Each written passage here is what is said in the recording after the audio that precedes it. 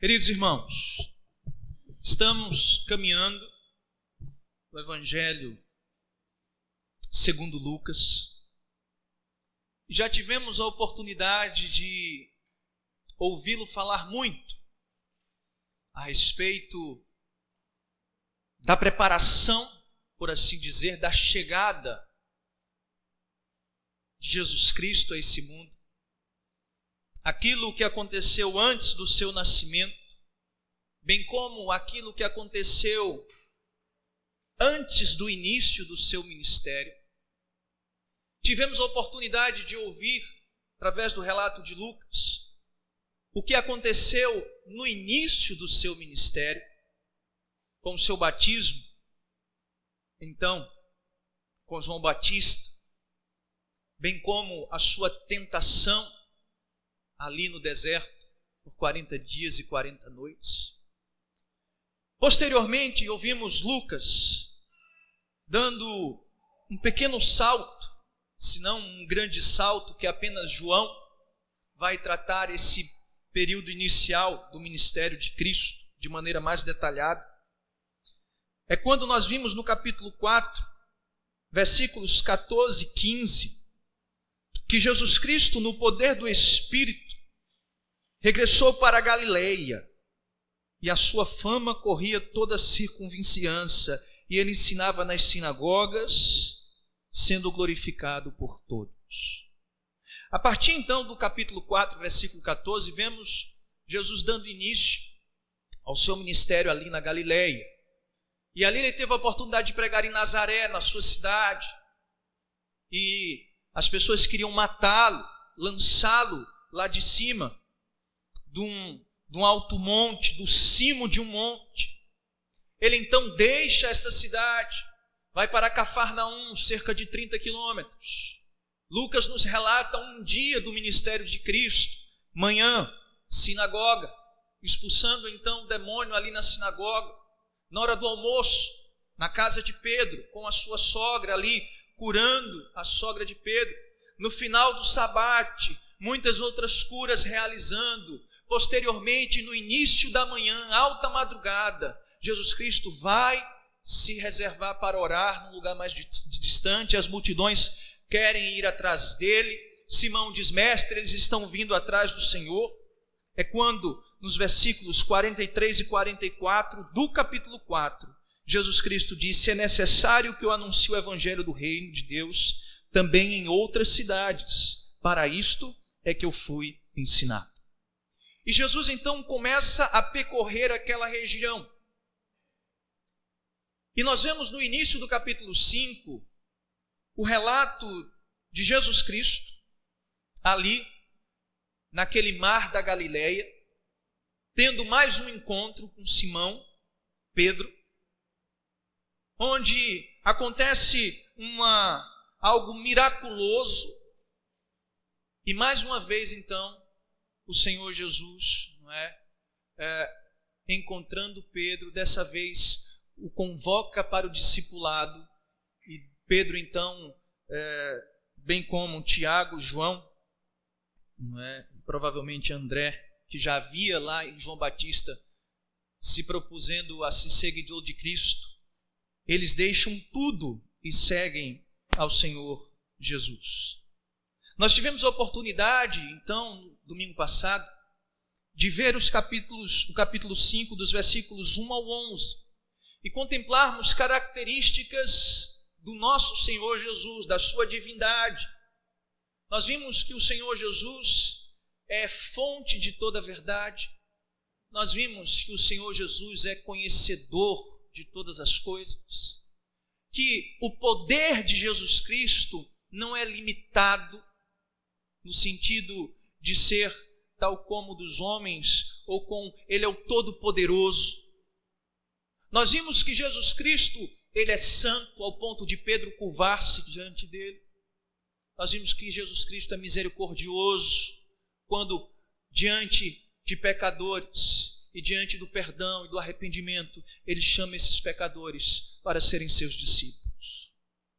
É quando chegamos, queridos, nos versículos 12 a 16 do capítulo 5, que acontece, queridos irmãos,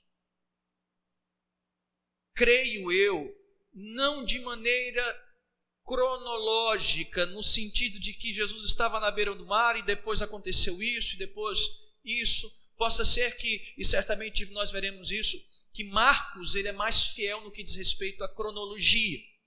Mas dentro da proposta desenvolvida por Lucas de apresentar Jesus Cristo como o Filho de Deus, ele então relata o ministério de Jesus Cristo ali na Galileia.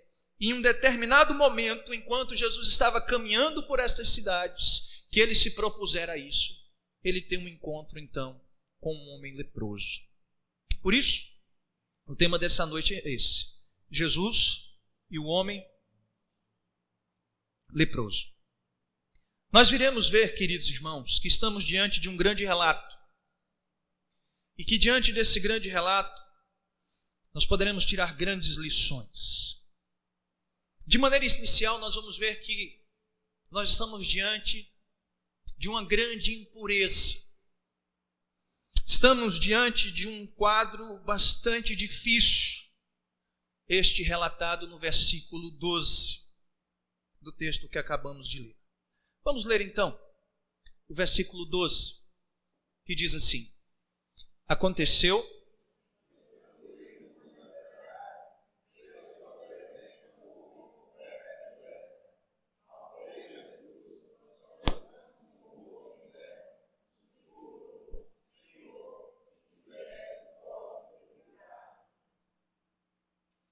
Queridos irmãos, nós estamos aqui diante de um quadro onde, além de Cristo, surge um outro personagem. Não Simão Pedro, não a sua sogra, não o endemoniado de Cafarnaum. Surge agora, pela primeira vez no relato de Lucas, um leproso. E aqui, de maneira inicial, eu preciso falar algo para vocês. Hoje, nós entendemos por lepra o que nós chamamos de hanseníase, que, segundo os estudiosos, apenas em 1873 identificaram esta doença em um homem chamado Hansen, e por isso veio o nome hanseníase. É uma doença completamente contagiosa, que então ataca os nervos, ataca o homem externamente, internamente. Nós conhecemos isso como hanseníase. Segundo historiadores, a hanseníase é uma doença muito antiga, porque dados a relatos, a estudos da ciência moderna, foram pegos alguns bacilos de múmias egípcias e comparado com aqueles que têm a hanseníase, e segundo esses historiadores médicos dizem então que a hanseníase já estava presente lá no Egito Antigo. Mas irmãos, tem pessoas que creem realmente que a hanseníase que nós temos hoje era esta hanseníase dos tempos de Cristo. Eu, assim como outros, pensam de maneira um pouco diferente. É de se imaginar, até pelo próprio termo, o termo grego lepras, é um termo que denota escamas. A sua palavra correspondente no Velho Testamento, na língua hebraica, dá a ideia de escamoso. E nós vamos ver, por exemplo, que esse termo, esta expressão era utilizado para diversos tipos de enfermidades, de doenças, por assim dizer, no que diz respeito à pele. Então, nós sabemos que era uma doença que agredia a pele das pessoas, era algo visível em suas peles, mas a ir a dizer que esta doença é a hanseníase dos nossos dias, eu não sei se poderíamos. Estudiosos como Calvino acreditam, por exemplo, que essa era uma doença, tal como era a sífilis no seu tempo, algo temporal. e que no caso do povo de Deus, naquele tempo, havia essa doença na qual Deus colocava sobre a vida daqueles que estavam em pecado. E era uma maneira então de Deus castigar o seu povo através daquela enfermidade e daquela doença. Por isso nós vamos ver hoje que a enfermidade aqui não é tanto o foco do texto. Por isso que nós estamos trabalhando a respeito de uma grande impureza. Por quê, irmãos? Nós vamos ver que para o judeu não se tratava de algo simplesmente relacionado a uma enfermidade física, mas era algo relacionado ao pecado, à espiritualidade, ao ponto das pessoas serem separadas do povo, da congregação, quando estavam então com tais coisas. Diz o texto bíblico: aconteceu que, estando ele numa das cidades, veio um homem à presença de Cristo coberto de lepra. É interessante porque apenas Lucas usa esta expressão, coberto de lepra. Mateus e Marcos falam a respeito de um homem leproso, mas coberto de lepra aponta, quem sabe, para um grau já bastante avançado da doença. Segundo estudiosos, uma pessoa com lepra naquele ano, ela vivia em torno de 9 a 25 anos com aquela enfermidade antes de morrer. Então imagine um homem que estava coberto de lepra, já estava sendo afetado por esta enfermidade, por esta impureza, já há bastante tempo. Mas o interessante, queridos, é o que acontece aqui.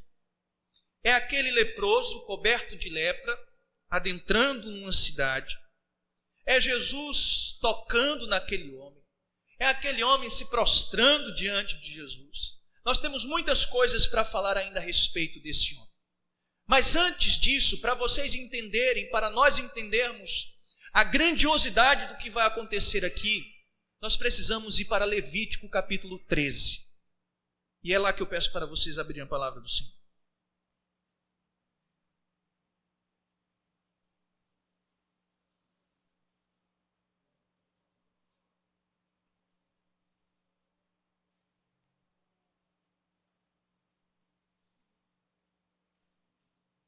Dentre as muitas argumentações daqueles que defendem que esta doença não é a nossa hanseníase e tem um cunho mais espiritual, mais relacionado ao pecado do que qualquer coisa, é por muitos fatos. Mas entre eles, por exemplo, é um fato de tal coisa ser tratada por sacerdote. Tal enfermidade, por assim dizer, tratada por sacerdote. Segundo, esses estudiosos vão dizer que não havia o contágio, tal como é o contágio da hanseníase também, nos dias de hoje. E em terceiro, eles apresentam esta enfermidade como mais uma maldição da parte de Deus, referente ao pecado do homem, do que propriamente, então, uma doença comum, por assim dizer. Então, no capítulo 13 de Levítico, nós temos leis somente sobre a lepra. Olha que coisa tremenda. E deixe-me dizer para vocês uma coisa. Uma pessoa que tinha lepra, ele precisava de alguns procedimentos. Primeiro, para identificar a lepra, depois para tratar essa lepra e depois para ser restaurado a comunhão religiosa, cerimonial, social. Então, no capítulo 13, nós temos o diagnóstico disso. Olha o que é que diz. Disse o Senhor a Moisés e a Arão: o homem que tiver na sua pele, a sua pele inchada, ou pústula, ou mancha lustrosa, isto nela se tornar como praga de lepra, será levado a Arão, o sacerdote, ou a um dos seus filhos, sacerdotes. O sacerdote lhe examinará a praga na pele. Se o pelo da praga se tornou branco e a praga parecer mais profunda do que a pele da sua carne, é praga de lepra. O sacerdote o examinará e o declarará o quê? Imundo. Eu fico me perguntando, por que não o declarará doente, enfermo? Por que esta expressão de imundícia, por assim dizer? Nós nos lembramos de Números. Nós podemos ver isso, mas não precisam abrir lá. Números capítulo 12, versículo 10. Quando Miriam e Arão se apresentam diante de Deus e questionam Deus em algumas coisas, principalmente no que diz respeito ao seu irmão Moisés, a forma como Deus falava com ele. E diz o texto bíblico que Deus estava presente naquele momento, e a nuvem de Deus se afasta da tenda, e Miriam é achada com lepra. Para o judeu, a lepra estava ligado ao pecado, à contaminação. Não era simplesmente algo físico, por assim dizer, mas era algo de cunho espiritual. Por isso, as expressões que nós vamos ver estão relacionadas à limpeza, purificação. Porque para o judeu, a lepra tratava-se de algo que não era uma doença comum, por assim dizer, mas quem sabe a própria mão de Deus sobre a vida daquela pessoa, ao ponto dela ser tocada, diagnosticou-se a sua impureza e ela vai precisar ser levada para fora do arraial. Sabe por quê? Diz o texto bíblico que aquele homem se apresentava ao sacerdote. E uma vez que ele se apresentava ao sacerdote, o sacerdote então ia diagnosticar aquilo que ele estava vendo, e à medida que ele estava vendo, ele diagnosticava a impureza.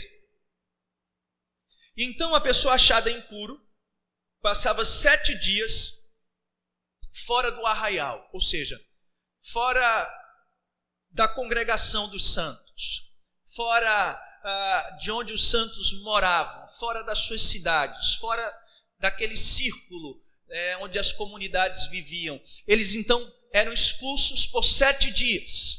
Segundo o texto lá de Números, quando aconteceu com Miriam, irmã de Moisés, diz que o povo ficou 7 dias aguardando que Miriam então fosse restaurada a comunhão cerimonial e religiosa para eles poderem seguir a caminhada. Então o que é que acontecia? Você está com lepra, você está com alguma coisa.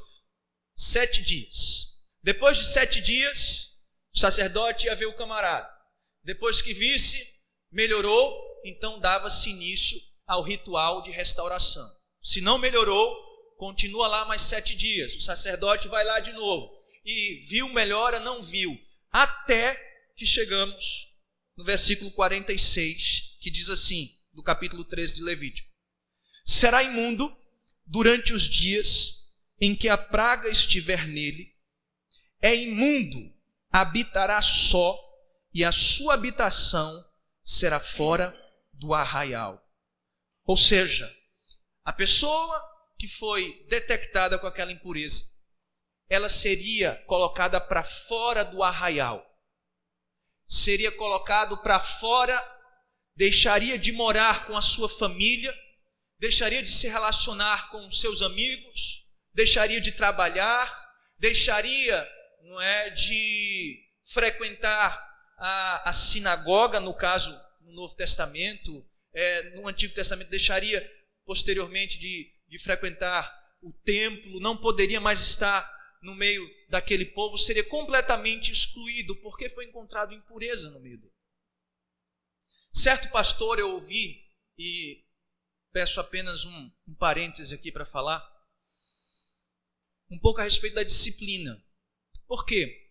Porque quando o sacerdote diagnostica que há uma impureza, o membro da congregação, ele é o quê? Afastado. Do quê? Daquela comunhão. Então ele é afastado da mesa do Senhor, por assim dizer, aplicando ao nosso contexto. E depois, ele é restaurado e volta a habitar, digamos assim, e desfrutar de tais coisas.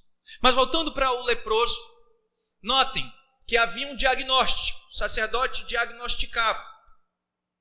Ele contestava um fato. De fato, há uma doença e você então vai ser colocado para fora ali. Ao ponto, irmãos, de historiadores como Flávio Josefo, que se dedicou a estudar alguns rabinos. Olha que interessante. O judeu lidava com o leproso, e ele lendo o relato de alguns rabinos, e ele lia que para o judeu, o leproso era uma pessoa morta-viva. Para o judeu, era como se fosse um morto. Nós vamos ver, e José fala sobre isso, que aqueles homens eram tratados como mortos. Que a mesma contaminação que eles teriam, por exemplo, tocando um morto, eles teriam se tivessem um contato com um leproso. Não é por conta da enfermidade, mas é pela contaminação, a impureza. A ideia que eles tinham, então, de que aquele homem estava debaixo, não é, quem sabe, de uma maldição da parte de Deus por causa do seu pecado, e uma vez achado impuro, ele colocado para fora daquele arraial. Segundo esses estudiosos, José foi ainda lendo um desses rabinos, diz um rabino, esse mais recente, e aqui eu achei algo incrível, que se ele comprasse um ovo de galinha em uma rua onde passou um leproso, ele não comeria esse ovo. Para vocês terem ideia, tinham rabinos que claramente diziam assim: se eu me cruzar com um leproso, e eles tinham que gritar, imundo, imundo, eles atirariam pedras nesses leprosos. Teve um rabino que descreve, e era uma prática, segundo ele, de que se o rabino ou um judeu tivesse a favor do vento, o leproso poderia ficar a 45 metros dele. Mas se tivesse contra o vento, não é? Ou melhor, contra o vento, 45 metros. A favor do vento, 2 metros. E eu fiquei pensando assim, meu Deus, até o vento, olha a ideia de contaminação, de impureza. Até o vento que passasse poderia, quem sabe, contaminar aquele homem, de tamanha a impureza de um leproso. Então notem que o leproso realmente era uma pessoa imunda aos olhos, né, dos judeus. Ao ponto de quando Jesus Cristo, pregando em Nazaré, nós vimos esse texto no capítulo 4, versículo 27 de Lucas, ele relatar o caso de Eliseu, de Elias, e fala que havia muitos leprosos em Israel. Então, de fato, havia muitos leprosos em Israel. E esses leprosos, então, eram afastados da comunhão. Esses leprosos, então, eram afastados do convívio diante de tamanha impureza. Então, estamos diante, meus queridos irmãos, de um grande evento, por assim dizer. De uma grande narrativa, de algo grandioso. Por quê? Porque grande era a impureza desse homem. E esse homem, nós vamos ver, é uma ilustração de como um pecador se achega ao seu Senhor. Nós vamos ver algumas atitudes desse homem que vão nos impressionar. E no versículo 12 eu peço para vocês estarem atentos. E aconteceu que, estando ele numa das cidades, Cristo, em um determinado tempo do seu ministério na Galileia, veio à sua presença um homem coberto de quê? De lepra. Olha que interessante. O que este homem estava fazendo na cidade? Esse homem poderia estar na cidade? Não. Esse homem não poderia estar na cidade. Esse homem não poderia se aproximar das pessoas. Existe um local na cidade que dizem alguns que quando esses leprosos entravam, se entrassem, eles precisavam ir logo para esse lugar. mas nós vamos ver que isso é num segundo momento, quando eles estão passando por um processo de restauração. Mas aqui, esse homem não poderia entrar na cidade. Ele entra na cidade por quê, querido? Porque ele está desesperado. Esse homem está desesperado, são muitos anos com esta enfermidade. São muitos anos. Não há, queridos irmãos, pretensão nenhuma de cura. Aquele homem está desesperado e ele é capaz de arriscar a sua vida entrando numa cidade para procurar o Senhor Jesus. E por que ele faz isso, irmãos? Sim, o seu desespero, mas a circunvizinhança de Nazaré, a região da Galiléia, já estava ouvindo falar muito a respeito de quem? De Jesus Cristo, dos seus milagres, das suas curas, do seu poder, da sua autoridade, da sua palavra. Então, isso gera algo no coração daquele homem. Aquele homem, não é disposto, é incentivado por Deus, quem sabe, a dar esse passo e buscar ali o Senhor Jesus com um coração completamente desesperado. Esse homem estava desesperado e ele estava coberto de lepra. E diz o texto bíblico: ao ver Jesus, prostrando-se com o rosto em terra, suplicou-lhe. Vamos abrir em Mateus capítulo 8. É um texto paralelo a esse. O interessante é que nós vamos ver sempre, enquanto estivermos expondo Lucas, é a harmonia dos evangelhos. Os evangelhos, eles se completam de uma forma tremenda. Mateus capítulo 8, versos do 1 ao 4, em especial, o versículo de número 2 diz assim: e eis que um leproso, tendo se aproximado, o quê? Adorou, dizendo: Senhor, se quiseres, podes purificar.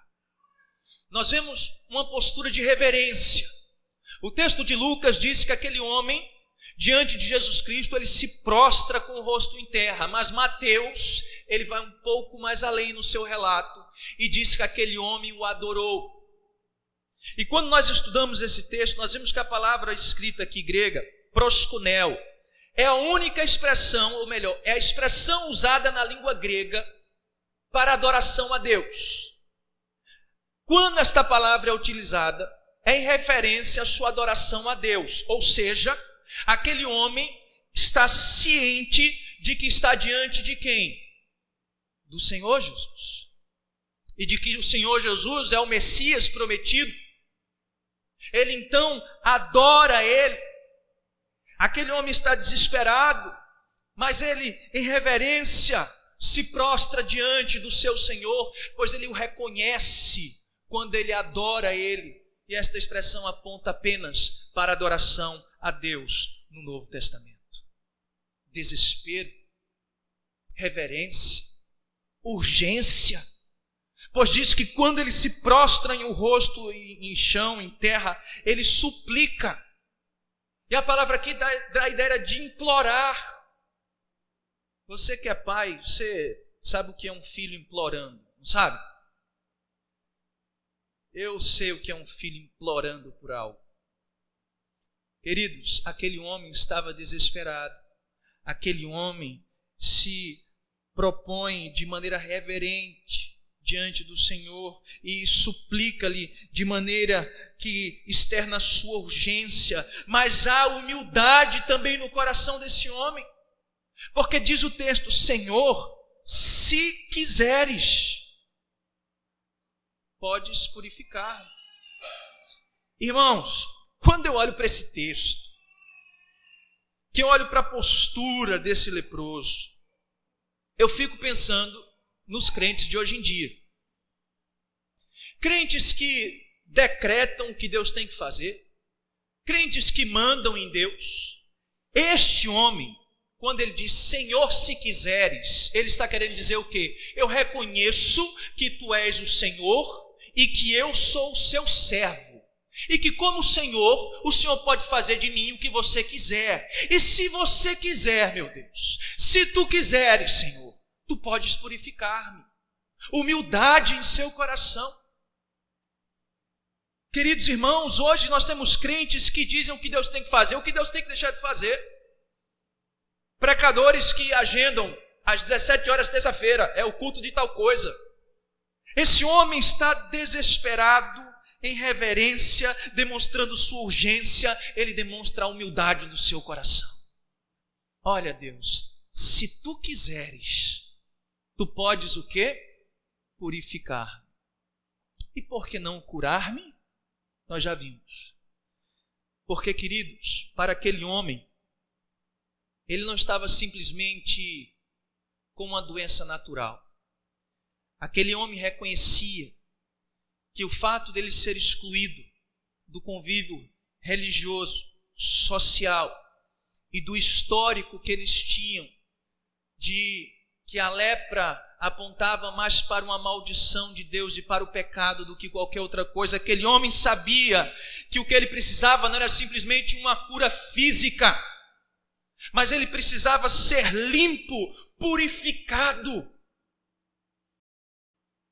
Querido irmão, estamos aqui diante da ilustração de um pecador vindo a Cristo. Assim como esse leproso, queridos irmãos, os homens estão neste grande estado de impureza. Assim como esse leproso, os homens, ao nascerem com suas naturezas caídas, eles manifestam que um dia eles foram colocados para fora do arraial, que eles se encontram impuros, que Deus precisa fazer algo na vida deles. E, queridos irmãos, quando Deus nos desperta para entrar nas cidades, ir em busca de Cristo, este homem descreve muito bem um pecador vindo a Cristo. Nós nos achegamos ao Senhor Jesus com um coração desesperado, reconhecendo: Senhor, como eu estou doente, Pai, como eu estou enfermo, o que será de mim senão a morte, se tu não me curares, se tu não me lavares com teu sangue? Nós chegamos diante do Senhor com reverência, nós nos prostramos diante dele e dizemos: ai de mim, Senhor, que sou homem de lábios impuros, estou perdido. Senhor, eu te suplico, se eu morrer hoje e o Senhor não transformar a minha situação, eu estou perdido. A urgência, a humildade: Senhor, tu és o meu Senhor, eu sou teu servo, faz em mim a tua vontade, o teu querer. E a fé, que é um dom de Deus. Se tu quiseres, Deus, tu podes purificar-me. Eu creio, Senhor. Eu creio que tu tem poder para me lavar com teu sangue. Eu creio, Senhor Jesus, que hoje tu podes fazer uma grande obra nesse coração. Eu creio que toda grande impureza pode ser removido da minha alma, porque tu és Senhor e eu te adoro como servo. Por isso purifica-me, ó Pai. Se você não é um crente, querido, você deve reconhecer que você é tão impuro quanto aquele leproso. Se você já é um crente lavado e remido pelo sangue de Cristo, não se esqueça: éramos tão impuros quanto este homem afastado da comunhão. Queridos irmãos, esta é a grande impureza deste homem. Esta é a grande impureza da humanidade. A humanidade precisa de um encontro com Cristo. Senão, não haverá o que nós vamos ver agora. Um grande milagre no versículo de número 13. Diz assim a palavra de Deus. Vamos lá? E ele...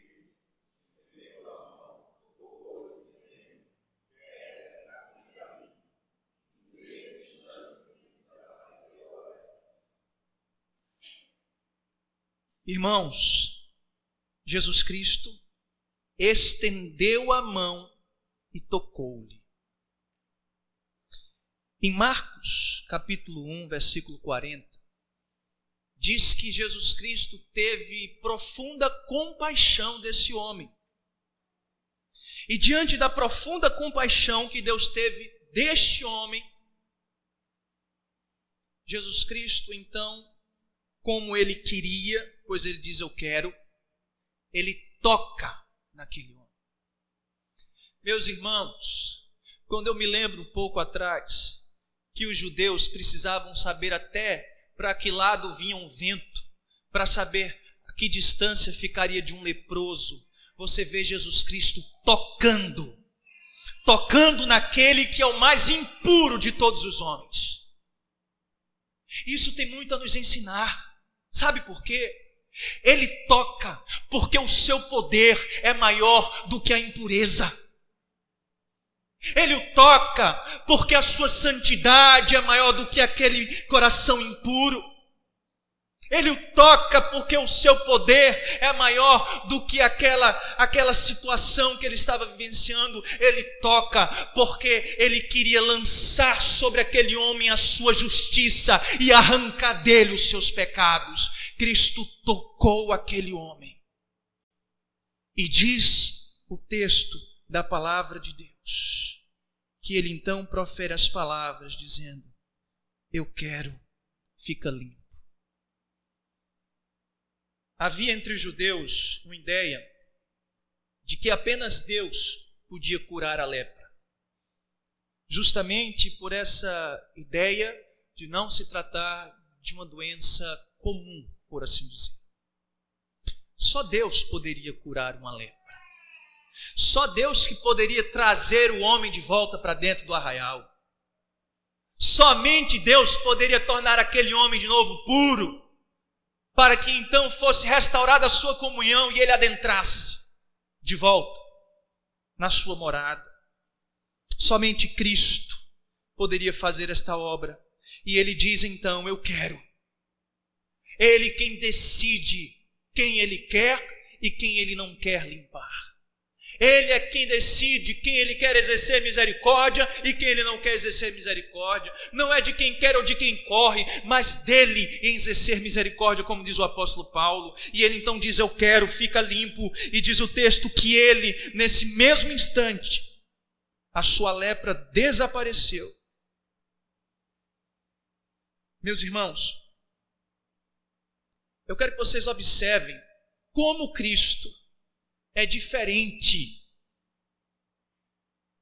e muito desses que se dizem curandeiros dos nossos dias. Meus irmãos, há uma cura instantânea. E para um leproso ser curado de maneira instantânea, houve uma obra criativa, no sentido de que se não tinha dedo, passou a existir um dedo. Se não tinha uma orelha, a orelha passou a existir. Se o seu olho estava afundado pela lepra, ele foi colocado de volta. Cristo fez uma obra que homem nenhum poderia fazer. E nós vemos hoje em dia pessoas que vêm na frente daqueles pastores, daqueles homens, daqueles falsos profetas e dizem: eu fui melhorando. E sai ainda mancando, e sai com isso, e depois de uma semana o negócio volta, e depois diz: queridos, Cristo não fez assim. Eu nunca vi, querido irmão, alguém com a mão, não é? Como diz a palavra de Deus, com a mão completamente, não é, seca, ressecada, atrofiada, na frente de um televisão desse, e ele sai depois com a mão assim boa. Se você já viu isso, manda um vídeo para mim, por favor. Queridos irmãos, Cristo é único. Isso esteve sobre a vida de Cristo.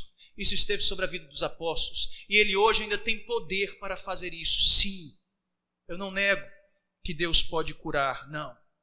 Mas eu quero mostrar para vocês que isso aqui foi um tempo extraordinário. Um tempo sem igual. E que a obra de Cristo foi instantânea, foi completa. Aquilo desapareceu. A lepra daquele homem desapareceu. Meus amados irmãos, vemos então aqui um grande milagre da parte de Deus. Nós vimos uma grande impureza e vimos também um grande milagre. Aquele homem sabia que o maior milagre, queridos irmãos, lógico, estava associado ao seu corpo, mas as expressões usadas, purifica-me, da parte do leproso, e Cristo diz o quê? eu quero, fica curado. É isso que ele diz? Eu quero, fica o quê? Limpo.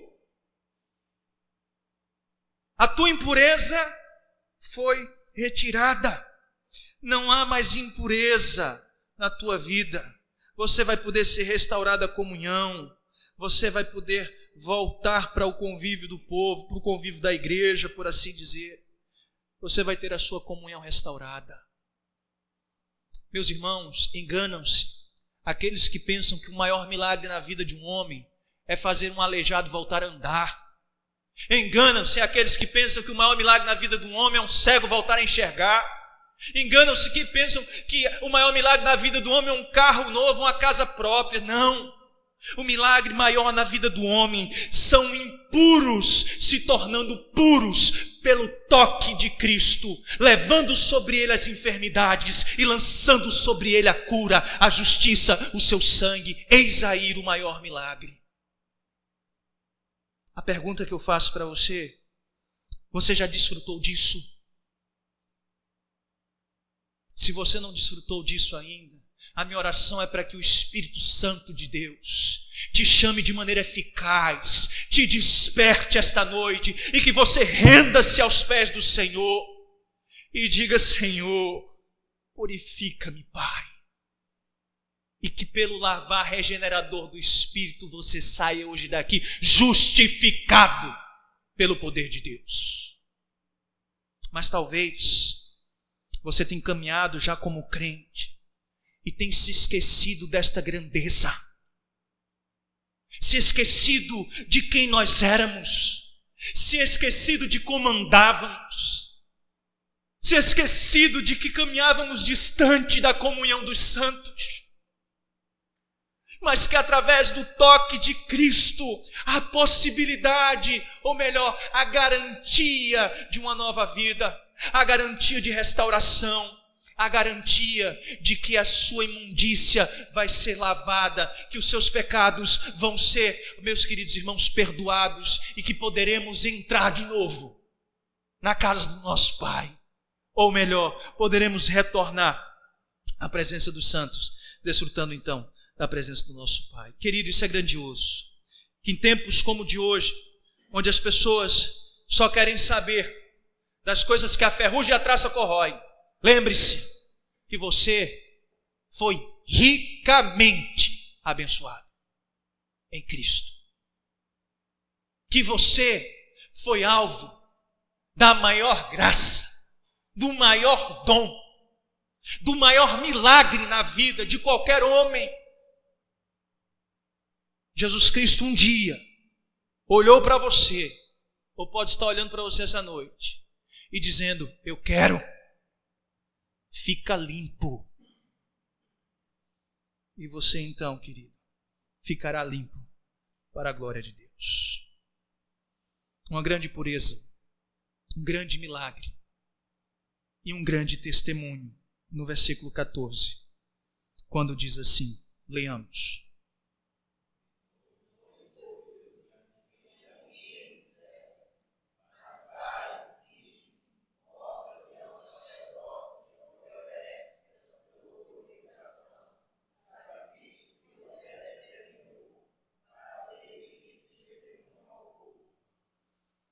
Ordenou-lhe Jesus que a ninguém o dissesse. Se nós olharmos em versos anteriores, nós vamos ver que quando os demônios quiseram manifestar e dizer que Jesus era o Filho de Deus, Jesus disse: cala-te. E eles se calavam, porque Jesus não queria, digamos assim, ou não havia chegado o momento dele revelar plenamente a sua messianidade, ou de dizer eu sou Messias, no sentido de que provavelmente aqueles judeus queriam conclamar ele rei, e esse não era o propósito de Deus, reinar aqui neste mundo, mas reinar nos céus e futuramente no novo céu e nova terra. Então Jesus ordenou-lhe: olha, senhor leproso, não diz a ninguém, mas você vai e você vai mostrar-te ao sacerdote e vai oferecer pela tua purificação o sacrifício de Moisés determinou, para servir de testemunho ao povo. Você não vai dizer para ninguém e você vai para o sacerdote. Por que o sacerdote? Quem foi que diagnosticou a sua impureza? O sacerdote. Quem poderia restaurá-lo no sentido de constatar agora, não mais a sua impureza, mas constatar a sua cura, e inserir ele nos ritos no qual ele seria trazido de volta para seu convívio social e religioso? Eram os sacerdotes. E Deus, ele prescreveu isso no capítulo 14 de Levítico. Vamos para lá.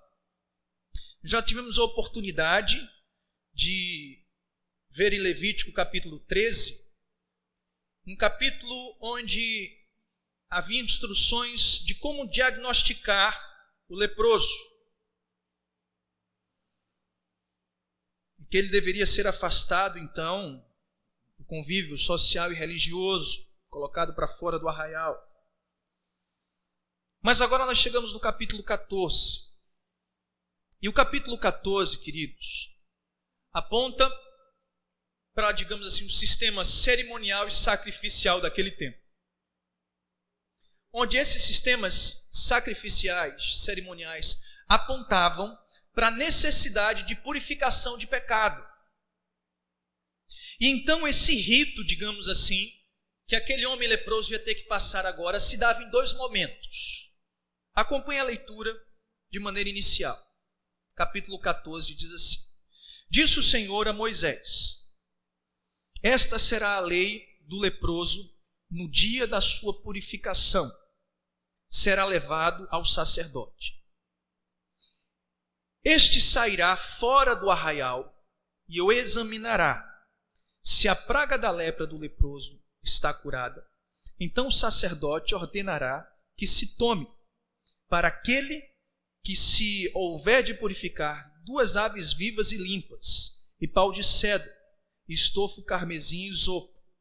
Mandará também um sacerdote que se molhe uma ave num vaso de barro sobre as águas correntes.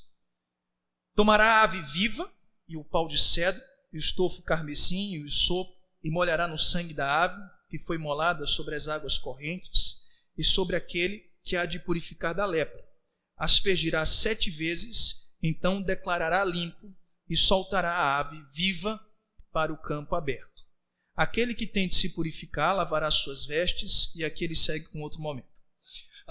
O primeiro momento é o seguinte: o sacerdote sai do arraial. Olha que interessante.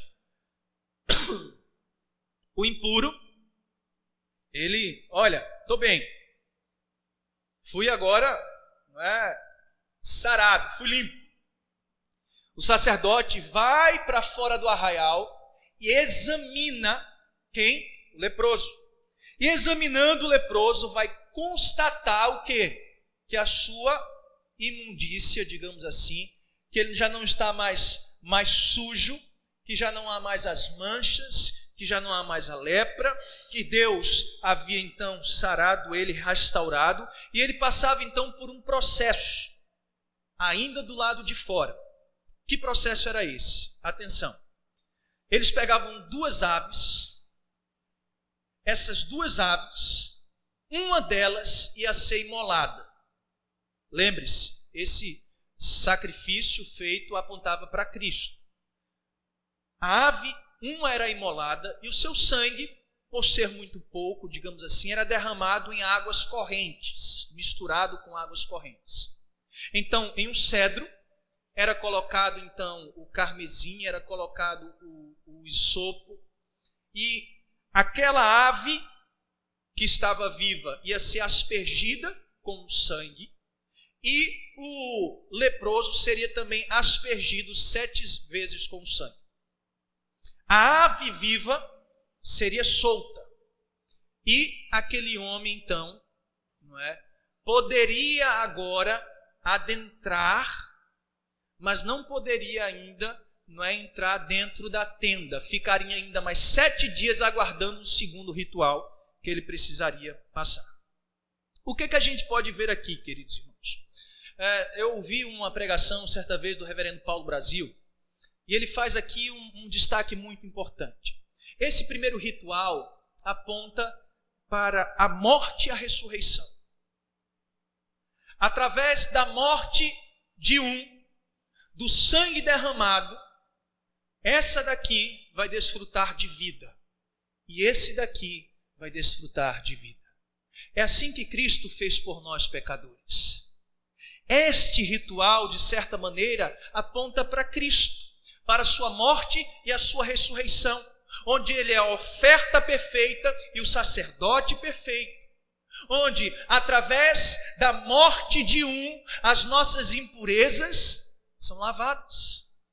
Aquilo então era a cerimônia que apontava para essa necessidade de purificação, simbolizava o ato daquela pessoa ser purificada, e da morte para a vida, ele agora seria passado no que diz respeito ao cerimonial e tantas coisas. Notem, este homem então chega aqui, passa por esse primeiro momento, depois de 7 dias, ele vai passar por um segundo. Versículo 9, diz assim, 8. Aquele que tem de se purificar, lavará suas vestes, rapará todo o seu pelo, banhar-se-á com água e será limpo. Depois entrará no arraial, porém ficará fora da sua tenda por 7 dias. Ou seja, depois de passar por esse primeiro processo, ele fica 7 dias aonde? Dentro do arraial, mas não entra na tenda. E ele diz, ao 7º dia, raspará todo o cabelo, cabeça, barba, sobrancelha, rapará todo o pelo, lavará as suas vestes, banhará o corpo com água e será limpo. E o resto do texto mostra que há ainda ofertas pelo pecado, pelo holocausto e ofertas de cereais. Ofertas oferecidas para aquela restauração. Deixe-me falar algo para vocês. Imagine o pastor Cláudio com o cabelo raspado, com a barba raspada, sem bigode, sem sobrancelha, todo raspado. Eu vou ficar parecendo com o quê, queridos? Com um bebê. Com um recém-nascido. E olha que coisa grandiosa. Queridos, esse segundo momento aponta para um novo nascimento. Tal como uma criança recém-nascida. Aquele recém-nascido agora, depois de ser lavado pelo sangue de Cristo, remido, purificado, ele é como um recém-nascido, um bebê, nasceu de novo. É impressionante quando você vai ler João capítulo 3, que Jesus Cristo está conversando com Nicodemos, e diz, Nicodemos, você precisa nascer de novo. E aquele homem que era um doutor da lei, sabedor de tudo isso, ele, como é que eu vou entrar de volta no ventre da minha mãe e vou nascer de novo? Você precisa nascer da água e do Espírito. Esse ritual apontava para esse novo nascimento. Aquele que passou da morte para a vida, ele nasceu de novo. E uma vez que ele foi alcançado pelo sangue de Cristo, querido irmão, lavado pelo sangue de Cristo, tal como uma criança recém-nascida que oferece ofertas ao seu Senhor, ele é admitido na congregação dos justos. Que coisa grandiosa, querido irmão. Sabe por quê? Porque tudo isso que nós vemos apontava para a necessidade da purificação do pecado. Jesus Cristo diz para aquele leproso, vai. E Jesus Cristo era ciente que a lei cerimonial estava em vigor. Disse, vai lá e apresenta-se aos sacerdotes. E segundo Lucas, diz, para servir de testemunho ao povo. Aqui, servir de testemunho, há um debate, porque tem pessoas que entendem que era um testemunho positivo, no sentido que iria chegar lá e os sacerdotes iriam assim, poxa, Cristo curou vocês, que maravilha. Mas tem pessoas que acreditam que era um testemunho contra, no sentido de que eles iriam descrer e que aquele testemunho serviria para a condenação deles. De fato, nós não sabemos. O que nós sabemos é que aquelas pessoas iam testemunhar que aquele que já há tantos anos, pois estava coberto de lepra, foi alvo de uma restauração miraculosa.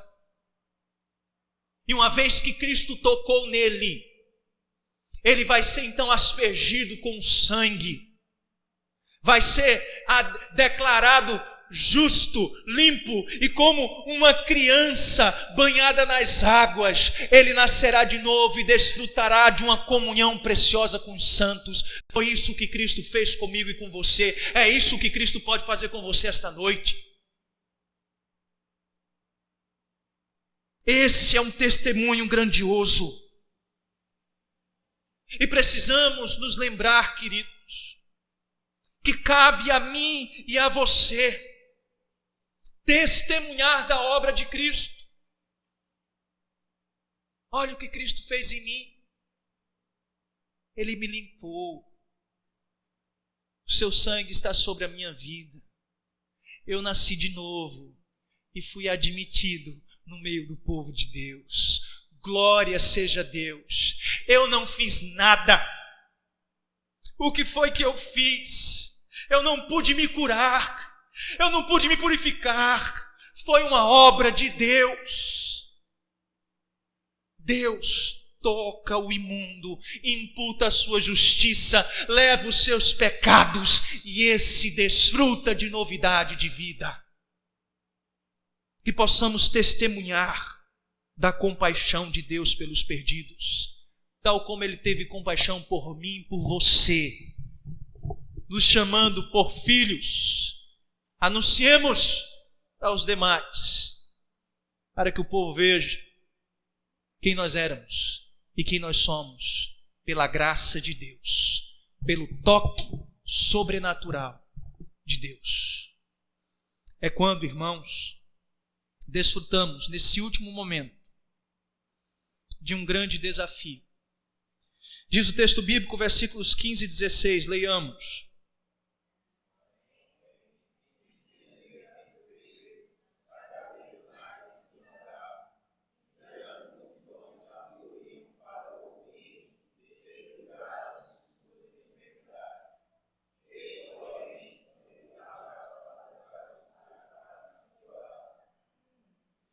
Irmãos, vocês se lembram da ordem de Cristo para o leproso? Não diga nada para ninguém e vá lá nos sacerdotes, que você vai testemunhar para o povo o que eu fiz. Abra lá em Marcos capítulo 1. Você vai dizer, pastor, não acredito. Marcos capítulo 1. Versículo de número 45. Diz assim. Isso é o leproso, viu? Mas tendo ele saído, entrou a propalar muitas coisas e a divulgar as notícias, a ponto de não mais poder Jesus entrar publicamente em qualquer cidade, mas permanecia fora em lugares ermos e toda parte vinham ter com ele. Aquele leproso, ele desobedeceu. Jesus disse, não fale nada para ninguém.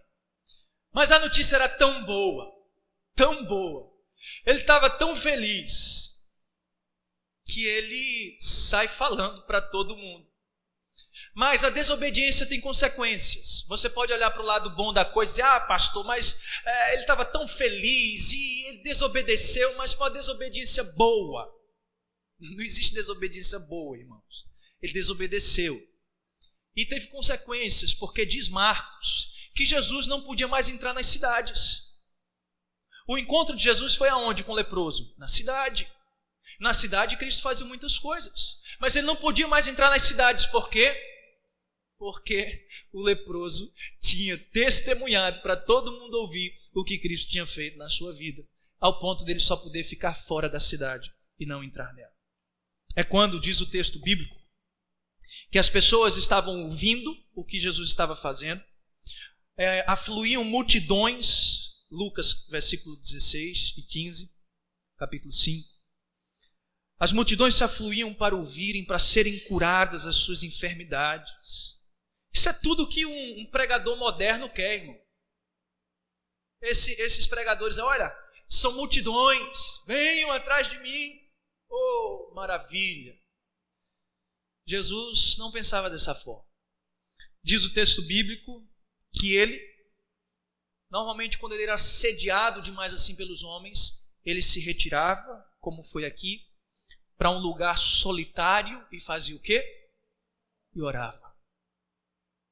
A sua comunhão com o Pai e a busca pela glória de Deus é maior na vida de Cristo do que a sua busca,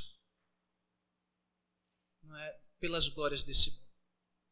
Jesus não tinha interesse algum, querido irmão, de se destacar no sentido de, não é, alcançar, não é, glória para si mesmo. Ele estava preocupado com a glória do Pai.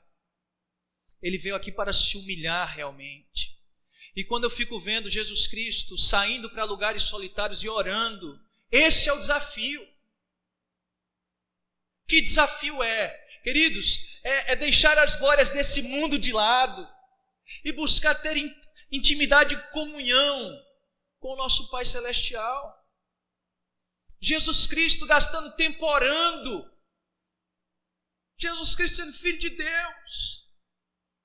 Tinha uma comunhão pessoal com Deus. Irmãos, eu não sei vocês, mas isso para mim é assim, de me causar vergonha, de me constranger.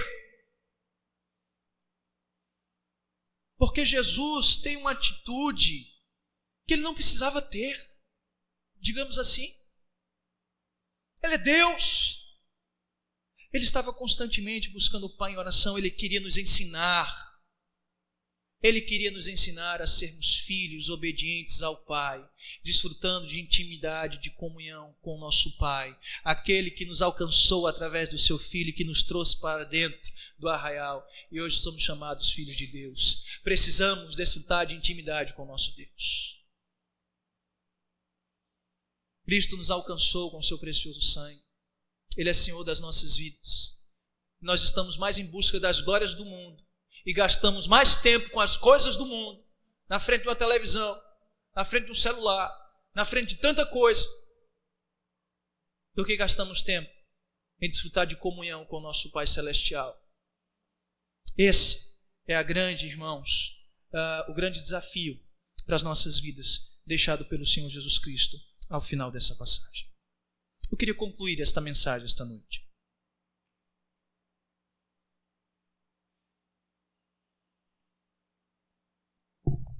Eu queria concluir, irmãos, lembrando a vocês de um jardim. De um jardim que eu e você não temos como dimensionar, mas ele existiu. De um jardim onde desfrutávamos em Adão de intimidade plena com o nosso Deus. Dele se achegar no fim da tarde, de ouvirmos a sua voz. Mas, irmãos, o pecado nos tornou impuros. E uma vez que o pecado nos tornou impuros, nós fomos lançados para fora desse jardim. Mas, queridos irmãos, antes de sermos lançados para fora desse jardim, o nosso Pai Celestial disse: eis que da tua descendência, ó Eva, virá aquele que esmagará a cabeça da serpente. É bem verdade que ela vai ferir o teu calcanhar, mas ela será esmagada. Era uma promessa da vinda do nosso Senhor, daquele que se apresentaria como uma ovelha perfeita, sem mácula, suficiente para nos lavar de toda a nossa imundícia e do nosso pecado. Mas Ele não somente ia carregar os nossos pecados sobre Ele, mas Ele lançaria sobre nós a sua justiça. E a separação já não mais existiria. A restauração seria plena. Através da morte e da ressurreição, nós nascemos de novo. E quando nascemos de novo, somos trazidos de volta para a presença do Pai.